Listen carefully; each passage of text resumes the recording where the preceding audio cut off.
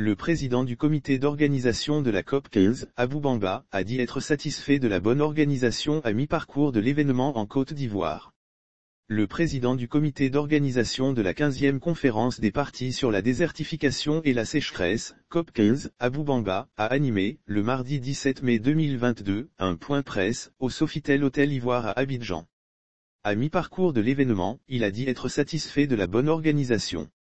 En tant que PCO de la COP15, je me réjouis de la façon dont se déroulent les choses. On ne peut que prier que cela continue ainsi jusqu'au vendredi, date de fin de l'événement, et même au-delà, a déclaré Abou Bamba, précisant que jusque-là, aucun incident majeur n'a été enregistré.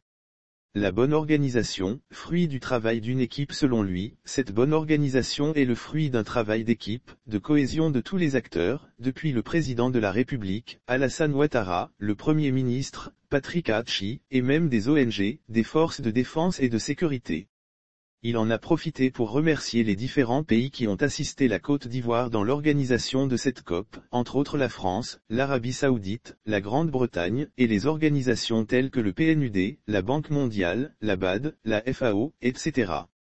Lire aussi COP15, le Premier ministre Patrick Achi va conduire une opération de planting d'arbres ce mercredi à en croire le président du comité d'organisation de la COP15, les participants sont émerveillés par tout ce qu'ils découvrent en Côte d'Ivoire. Certains d'entre eux ont visité la capitale Yamoussoukro avec ses sites touristiques, d'autres ont découvert le magnifique écosystème lagunaire dont nous disposons, un écosystème unique au monde, s'est-il réjoui.